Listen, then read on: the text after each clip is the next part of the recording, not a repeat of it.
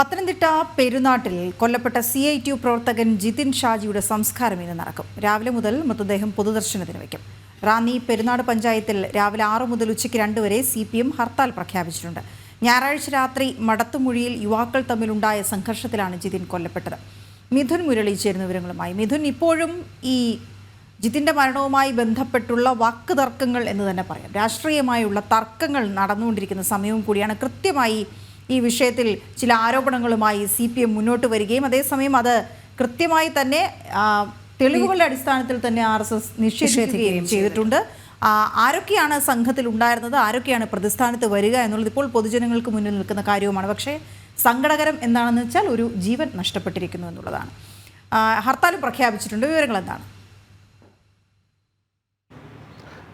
വീണ, ഇങ്ങനെ തന്നെയാണ്, ഒരു ജീവൻ നഷ്ടമായിരിക്കുന്നു. അതിൻ്റെ പേരിൽ രാഷ്ട്രീയ കൊലപാതകമാണ് എന്ന രീതിയിലുള്ള സ്ഥാപിക്കുന്നതിനുള്ള ശ്രമങ്ങൾ CPMന്റെ ഭാഗത്ത് നിന്ന് ഉണ്ടാകുന്നു. കൊലപാതകം നടന്ന മണിക്കൂറുകൾക്കുള്ളിൽ തന്നെ ഇത് രാഷ്ട്രീയ കൊലപാതകമാണ്, BJP RSS പ്രവർത്തകരാണ് ഇതിന് പിന്നിൽ എന്നുള്ള പ്രസ്താവന CPM ജില്ലാ സെക്രട്ടറിയുടെ ഭാഗത്ത് നിന്ന് ഉണ്ടാകുന്നു. പിന്നീട് അങ്ങോട്ട് ഇത് BJPയുടെയും RSSന്റെയും തലയിൽ കെട്ടിവെക്കുന്നതിനുള്ള വ്യാജ പ്രചാരണങ്ങളായിരുന്നു CPM നേതൃത്വത്തിന്റെ സംസ്ഥാന സെക്രട്ടറി അടക്കമുള്ള ആളുകളുടെ ഭാഗത്ത് നിന്ന് ഉണ്ടായത്. പക്ഷേ ഇതെല്ലാം ഓരോന്നായി പൊളിഞ്ഞു വീഴുന്ന കാഴ്ചയായിരുന്നു പിന്നീട് കണ്ടത്. തെളിവുകൾ സഹിതമായിരുന്നു BJP ഇതിനെ പ്രതിരോധിച്ചത്.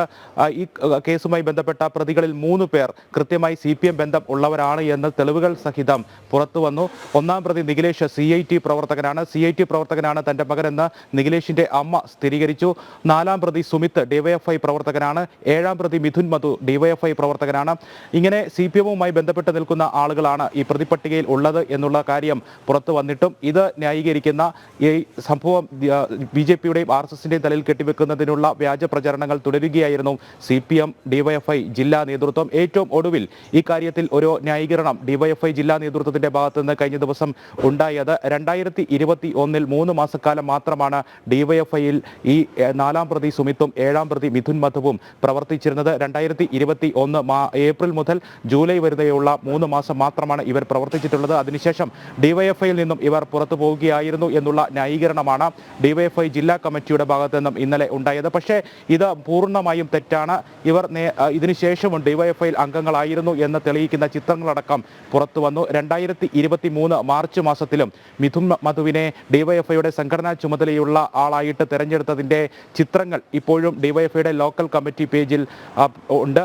ഇത് 2023-ലും 2021 DYFI വിട്ട ആളാണ് 4-ഉം 3-ഉം 7-ഉം പ്രതികൾ എന്ന് DYFI ജില്ലാ നേതൃത്വം പറയുമ്പോൾ അങ്ങനെയല്ല, അത് പൂർണ്ണമായും തെറ്റാണ്. അത് വ്യാജമായ പ്രചാരണമാണ് DYFI നടത്തുന്നത് എന്ന് തെളിയിക്കുന്ന ചിത്രങ്ങളാണ് DYFIയുടെ തന്നെ ലോക്കൽ കമ്മിറ്റി പേജിൽ ഇപ്പോഴും ഉള്ളത്. 2023 മാർച്ച് 18-ന് DYFIയുടെ മേഖലാ ഭാരവാഹിയായിട്ട് മിഥുൻ മധുവിനെ 7-ാം പ്രതിയെ തെരഞ്ഞെടുത്ത മിഥുൻ മധുവിൻ്റെ ചിത്രം ഉൾപ്പെടെയുള്ള കാര്യങ്ങളാണ് ഈ പോസ്റ്ററിൽ ഉള്ളത്. അത് ഇപ്പോഴും DYFIയുടെ ലോക്കൽ കമ്മിറ്റി പേജിൽ ഉണ്ട് എന്നുള്ളതാണ് അവർ പറയുന്നത്. തെറ്റാണ്, വ്യാജ പ്രചാരണമാണ് ഇതുമായി ബന്ധിപ്പിച്ച് നടത്തുന്നത് എന്ന് സംബന്ധിച്ച കാര്യങ്ങൾ പുറത്തു വരുമ്പോൾ തെളിയുന്നത്. ഇങ്ങനെ ഈ കേസുമായി ബന്ധപ്പെട്ട പ്രതികൾ CPM ബന്ധമുള്ളവരായിരിക്കുമ്പോൾ പോലീസിന്റെ ഭാഷ്യം ഇത് രാഷ്ട്രീയ കൊലപാതകമാണ് എന്ന് വ്യക്തമാക്കുന്ന ഒരു സൂചന പോലും പോലീസിന്റെ FIRൽ ഇല്ലാതെയിരിക്കുമ്പോൾ യുവാക്കൾ തമ്മിലുണ്ടായ സംഘർഷം പിന്നീട് കൊലപാതകത്തിലേക്കും കത്തിക്കുത്തിലേക്കും കൊലപാതകത്തിലേക്കും എത്തുകയായിരുന്നു എന്ന് പോലീസിന്റെ FIR വ്യക്തമായി പറയുമ്പോൾ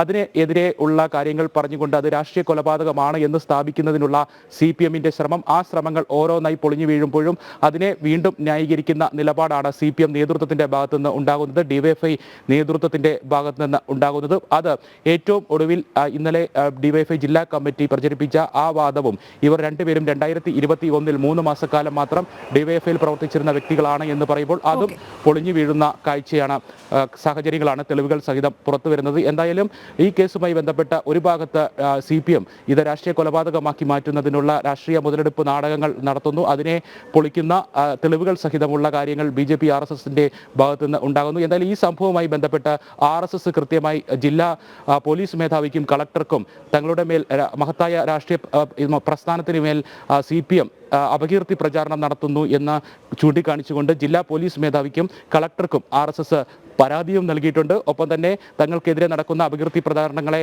ജനങ്ങളെ അണിനിരത്തി അതിനെതിരെ പ്രതിരോധം തീർക്കുമെന്ന് BJPയും അറിയിച്ചിട്ടുണ്ട്. വീണ. ശരി മിഥുൻ.